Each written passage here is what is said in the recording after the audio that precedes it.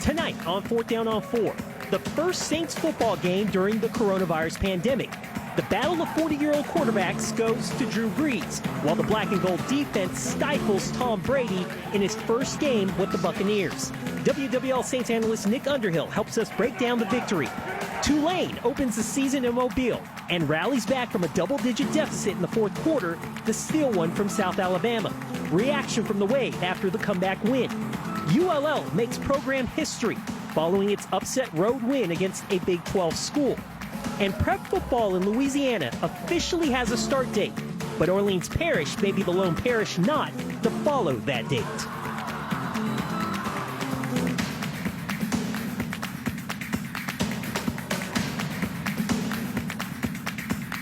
If the Saints season opener needed any more cachet, how about the fact that we saw the first ever meeting between two quarterbacks over the age of 40, Drew Brees versus Tom Brady, the headliners for the Week 1 matchup inside an empty Superdome. Welcome to 4th Down on 4. I'm Ricardo Lecomte. Both QBs didn't throw up the monster numbers we've seen them do over the years, but it was still fun to see those two future Hall of Famers face off for the first of two meetings this season. But it was a slow start for the black and gold. Nothing on their first two offensive possessions. Meanwhile, the Buccaneers score in their very first offensive possession. Tom Brady scores his first TD with his new team on the keeper, 7-0 Bucks. The Saints finally woke up on the third drive of the game. 11 plays, 64 yards. It ends with Drew Brees dropping this screen pass to Alvin Kamara, 12-yard score. The defense had a good training camp for the Saints, and it carried over into this one. Next Bucks possession. Brady's pass sails. Marcus Williams snags the first interception of the season for the black and gold defense. That leads to this. Kamara, who just signed a 5-year, $75 million extension on Saturday, scores his second touchdown of the game. Saints up 14-7. Tom Brady threw for 239 and 2 scores, but also threw 2 picks.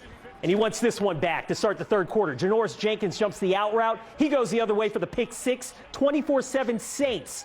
The offense struggled in the third quarter. A touchdown lead in the fourth. The O gets life off this play. Brees, who was just 18 of 30 for 160 yards, finds Jared Cook down the sideline for 46. Cook with 80 yards receiving. Later in the drive, Brees through the new acquisition, Emmanuel Sanders. He shrugs off the face mask and scores from 5 yards out to make it a 2-touchdown lead, and that pretty much sealed it. Saints start Week 1 with a victory, 34-23, and the defense stole the show over the QBs in Week 1. Well, we knew they hadn't ran it all game, and as we were watching film earlier during the week, we noticed that they like to run it. And me and Lat was on the sideline talking to each other, telling each other what finna come out the second half. And in the second half of the first drive, that's what they did, ran double out. So you guys knew that that was coming, had been waiting all game for it, and then when it didn't come, you talked and said, this is coming soon. So that was all about anticipation, right? Anticipation, communication, knowing what came early in the game and what's coming late in the game. You got to know that when playing defensive back. And me and Lat, you know, we very experienced. We talked about it and communicated it on the sideline, and it came. Our defensive front played amazing. And then at the end of the day, you know, the takeaways are the trump part. And so Marcus, I mean, he's been doing that since he got in the league. You know, it's arguably one of the best free safeties in the game. And then Janoris Jenkins, for him to do one of our defensive goals. You know, our defensive goal is to break the touchdown record. And so he started us off right. You know, and so I think now we got to get like 9 more to tie or something like that. The defense was terrific, but the Saints had issues on the offensive side of the ball. Sports director Doug Mouton joins us now with that part of the story. Doug was in the Superdome for that one. Doug, what was that like? Ricardo, it was ridiculously weird. In real life, that pumped-in crowd noise was super low, so the building really had no energy, no electricity, which is very unlike the Superdome normally, and the offense sputtered in a big way. The Saints rarely threw it more than a few yards downfield. Sean Payton and Drew Brees said afterwards, Tampa Bay came out with a plan to take away the deep shots, to limit what the Saints could do downfield, but that led to an offense that was maddeningly conservative for most of the game, although 2 positives. 1, no turnover, so even though they weren't moving it efficiently, they weren't giving it away. And 2, when the game got tight in the fourth quarter, Drew Brees audibled to the big shot here to Jared Cook. But If this team wants to get to a Super Bowl, the offense has to be better than this, and they know it. You know, offensively, that was probably as bad a game as I've had as a play caller. You know, just trying to find a rhythm and a tempo. It was awful. Thought we ran the ball pretty well. I didn't really help us out any with some of the looks and some of the calls I made. There's a handful of plays that we're going to watch on tape, and it's not going to be the players. It's on me. So I've got to be a lot better. Well, if you ask me how I felt like I played, I'd probably say I played awful as well. So I guess that's we get to be our harshest critics, you know, coming off this game. I know that there's certainly we are used to playing at a much higher level offensively, and I think especially in the passing game. So we'll get that back on track. Yeah, you get the feeling they will. It was an uneven effort, but 1-0. After the game, we caught up with our Saints analyst, Nick Underhill, to get his take on win number 1. Let's start with the good, since the Saints did win. We've talked about the secondary all summer. The 2 cornerbacks I thought were terrific. Marshawn Lattimore shuts down Mike Evans. Janoris Jenkins gets a pick 6. They were excellent, weren't they? Yeah, I mean, they made this Bucs offense that was very highly touted look extremely mediocre start to finish. And really, they were in Brady's head, which you don't see a whole lot, or you didn't see a whole lot in New England. The fact that Janoris Jenkins could sit on a route concept, jump it, and take it back for a touchdown, that kind of stuff doesn't happen to Tom Brady, and it definitely didn't happen to him before. So this was a very good showing for them. He's in a new offense, but look, we're grading Brady on the Brady scale, and that's all-time greatest of all time, and they had his number the whole night. And yeah, that is saying something. And the other part of the game that I thought was outstanding were the special teams overall. Without Deontay Harris being the difference maker, the special teams were terrific overall. This goes to their emphasis on special teams overall. They bring in guys that make plays in this phase of the game, and Marcus Hunt's a perfect example of that. He's known for being able to block field goals. They bring him up for the game, they use a roster spot on him, and he makes a play. And on a day where the offense wasn't very good, field position was of the utmost importance, and they had a game-changing play on the pooch kick that they recovered. So that kind of sealed the win a little bit. So while the offense was sputtering, defense special teams was really the difference tonight. Yeah, no question about it. Well, let's talk about the offense. Drew Brees called his own performance awful. Sean Payton said the play calling was awful. Other than Alvin Kamara, who I thought looked really good, this offense needs a ton of work right now, doesn't it? Yeah, they definitely were not at their best, and I think this is kind of an effect of not having a preseason and having ways to work out some of the timing and chemistry things. But also, Tampa Bay surprised them a little bit with some of the stuff they did on defense, and the Saints had to adjust to that throughout the game, and they had a little bit of trouble with it. But I would say the one good thing about this game is we're kind of talking about it in a sense as if it were a loss. And for a team that's really good and that has Super Bowl aspirations, you don't want to just be happy with winning a game. You want to grade every game as if, hey, is this the one that's going to get us to a Super Bowl level? Tonight definitely was not it. And the fact that they're down on it, I think, says a lot. But, hey, a lot better to be making these corrections after a win than a loss. Yeah, no question about it. The one thing that I found maddening about the offense was they just wouldn't throw the ball downfield. And I know Drew Brees said they were playing them deep. They were trying to take that away. But at some point, you have to take shots down the field, and the Saints just didn't do that. It was an extremely horizontal performance. They did go down the field one time to Jared Cook. It was a pass that was 46 yards, 35 yards through the air. Saw a little bit of Brees' arm strength there. He attempted another deep pass that should have been interception, turned into a pass interference. And then there was only one more that traveled 10 or more yards through the air during the game. That's not very aggressive. And I think part of it was that they were trying to control the clock a little bit and maybe wear them out and run a lot of plays, but it just wasn't effective. It didn't look good. I thought Brees' accuracy early in the game was a little bit off. He missed a couple wide open throws. There's a lot of little things with his performance that just weren't quite Drew Brees-like. I think he'll get there. He had a good summer, but just today wasn't the day. And the bottom line is to play a team that a lot of people think is a playoff team in Tampa and not play great, but still win by more than a score. They still won sort of going away in the fourth quarter. You have to take this win as a big win to start the year for a team that hasn't started great the last couple of years. Yeah, the big takeaway for this one for sure is that they won a game where they played poorly in their signature phase of the game, which is offense. And the fact that you can do that and still get out of here with the win, I think it speaks high volume about the defense, especially on a day when Marcus Davenport's not out there either. They were missing a lot of key parts, and they still came out of here with a victory. And I think that's a good sign for the strength of this team. They're going to get better. I don't think that anybody leaves us overly concerned about Sean Payton's play calling or Drew Brees' performance. These guys are pretty cemented. Sean's going to have a brilliant game plan every other game this year. It's an outlier. And Brees is going to be Brees. He's going to be more accurate. He's going to be a little more aggressive. So everything's going to come together eventually. I think it might take a little bit more time to see the Saints fully formed than it would in the normal year just because of the way the offseason was. But yeah, I mean, you can be bad and win. That's not a terrible place to be. And our thanks to Nick. Now, before Sunday's game, the Saints wrapped up a contract extension with Alvin Kamara. New Orleans making the running back the second highest paid running back in the NFL. He and the Cowboys' Ezekiel Elliott both making $15 million a year. And during the game Sunday, Fox's Aaron Andrews reported that the Saints and linebacker Demario Davis agreed on a contract extension as well. Reports have it as a 3-year, $27 million deal, $18 million guaranteed. The Saints spending to lock up a Pro Bowl talent running back for the post-Drew Brees era and the quarterback of the Saints defense. Both very appreciative of their paydays. Definitely blessed to be in this organization. Thanks to Mickey and the whole crew, Kai and all those guys that work behind the scenes and get it done. Sean, and I'm here. Thankfully. I didn't want to leave this family. I didn't want to leave this brotherhood, and so when I was in a situation where, potentially go and play it out and go to free agency or stay, man, I just wanted to be here. And there's so much talent, so much love, so much passion, great culture, great community.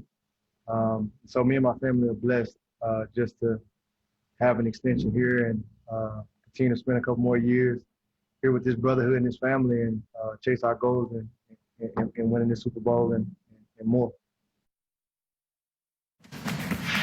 Coming up, a slow start, but a fast finish for the Green Wave. A breakdown of their fourth quarter comeback against South Alabama. Plus, the last thing I want people to think is it's some political statement. No, indeed. LSU put safety guidelines in place for fans to be at Tiger Stadium for the season opener against Mississippi State. 4th Down on 4 is back after this.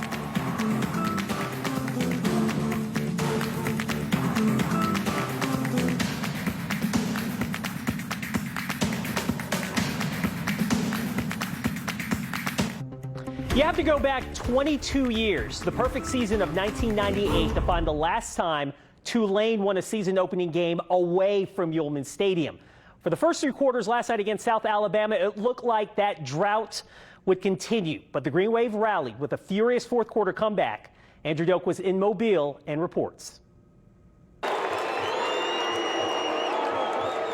For a team whose aspirations are to climb the American Athletic Conference's football pecking order, Tulane looked like the antithesis of that goal during the first half of their season opener against South Alabama. That's one thing that we mentioned in the halftime is, hey, we're good. We're trying to go to good to great, and the way we're playing right now is not that, and that's what we had to do. They showed all the tendencies of a team that had first game jitters and one that was starting on the road. The first 2 quarters, they were the furthest thing from crisp. On their first offensive drive, the Wave's new starter at quarterback, Keon Howard, inexplicably fumbled. But to be fair, the Wave had the unique challenge of playing their first game, while the Jaguars had already played one of their own. I don't know if I've ever played a game where I didn't have one and someone else did, but I'm sure I did in 28 years of being a head coach. But it just, is you worry. We scrimmaged a couple weeks ago and went 87 plays, and I got 6 or 7 guys banged up, and I just thought, we got a pretty veteran team, and we'll not. I'm not going to scrimmage anymore. I wish I had, because tackling to the ground is totally different. Due to that slow start, by the midway point of the third quarter, the Wave found themselves in an 18-point hole, trailing 24-6. The difference for the Jags was their backup quarterback. Once they placed Chance Lovertich in the game, in the matter of a single frame in the second quarter, Lovertich threw for 166 yards and 2 scores. Their secondary didn't have an answer, but that's when Tulane's front 4 started to get home, as Tulane racked up 5 total sacks and 2 each from Cam Sample and Patrick Johnson. Yeah, that was a big thing for us in the offseason. We went from 41 to, I think, like 26 last year. we underperform as a defensive line, and that we want to make a big statement now and keep this momentum rolling for the rest of the year. And that they did. Meanwhile, offensively, the Wave scored on 3 of their final 5 possessions. They got back to their bread and butter, using their stable of running backs. Ponchatoula's Tyjae Spears led the way with more than 100 yards rushing. And even though Howard didn't have his best night throwing, on the go-ahead drive, he finished 4 for 5 for 43 passing yards and completed the 2-point conversion try to give the Wave a 3-point lead they wouldn't let go of, 27-24. That was our whole thing, just making sure that we executed to our highest potential and just settle in and play our ball. Now, the last time that Tulane earned a season-opening road win was the 1998 season when they went undefeated. And while this victory in Mobile didn't inspire that level of confidence, the Wave did display a level of mental fortitude that last season they didn't seem capable of. When you're down as much as we were down, to come back and win, I think the majority of our guys did a really nice job fighting, scratching, clawing the whole ball game. But aside from the actual result, which was a gutsy win for Tulane, regardless of how they earned it, the fact that there was a game being played in Mobile yesterday, in front of fans, after every COVID issue we've dealt with, that was something to be celebrated by all.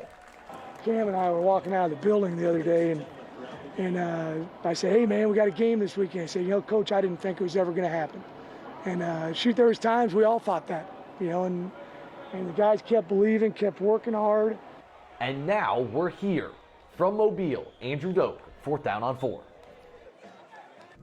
Andrew, thank you very much. LSU Athletic Director Scott Woodward called it a great day for LSU. Fans will be allowed at Tiger football games this fall, beginning at 25% capacity. The Tigers opener is 2 weeks away. There will be no tailgating allowed, and masks will be required inside Tiger Stadium. We are going to expect you to wear your mask. It's a safe, proven method, and it works. And the last thing I want people to think is it's some political statement. No, indeed, and that is not what it's about. It's about the safe and health of your neighbors. Because if we didn't care, it would be jammed in there, 100,000 people, and no holds barred. But this is for doing it right and doing it safely, and our state knows how to do it. That's why the rates are going down right now. There's a magic in the air in Tiger Stadium, and that magic is contagious, but not in a negative way. It is a whole lot more magic with 105,000 people, but there's going to be magic with 25,000. And that's a whole lot more magic than with no football at all. But again, safety's our guidepost. So yes, it will still be Tiger Stadium, but like life has come to be, it will be different. And you could see the opener against Mississippi State here on Channel 4. We will have an Eye on the Tigers post-game show afterwards. Welcome to the AP Top 25, Louisiana Lafayette. The Raging Cajuns enter the poll for the first time in the modern college football era at number 19. ULL went on the road Saturday and beat a ranked Power 5 team in Iowa State. 2 special teams touchdowns, the key to victory. It was ULL's first win over an AP Top 25 team in 24 years. That first victory in 1996 came at Texas A&M. Jake Delhomme, the quarterback for the Raging Cajuns at the time. Coming up next, the LHSAA moves up the date for the start of the prep football season. But schools in the metro area may not get to start playing on that date. We'll explain when 4th Down on 4 returns.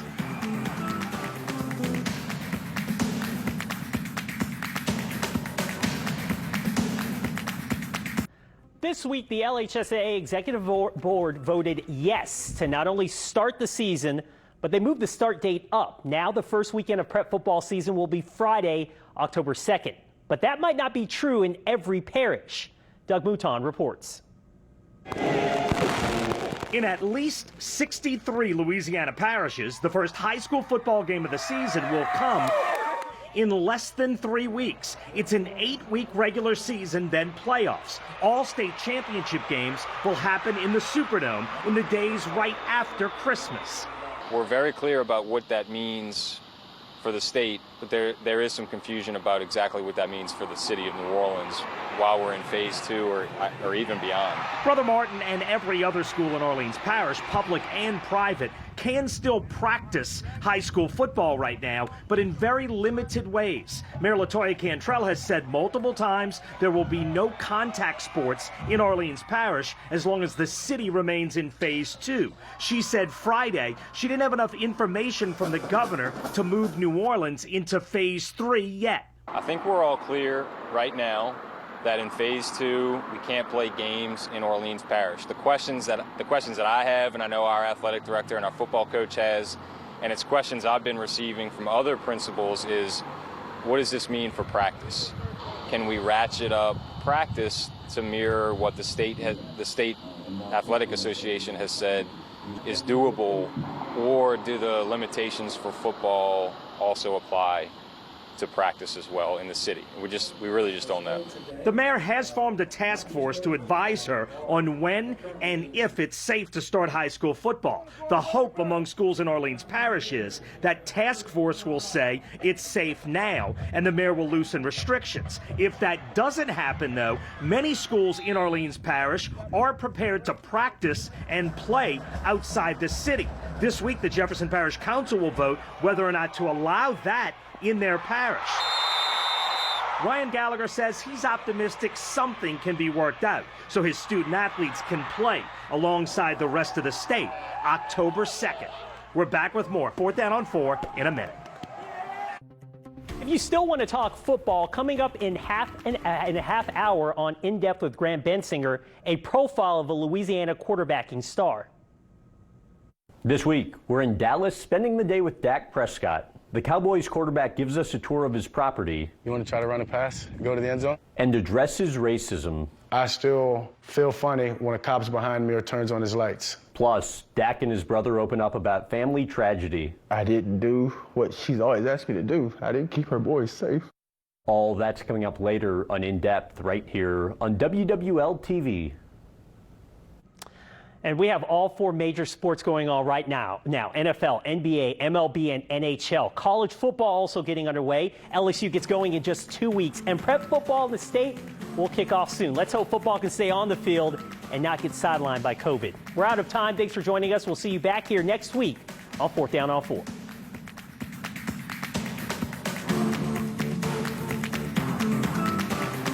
Fourth Down on 4 has been sponsored by Dornax, family owned and operated since 1947.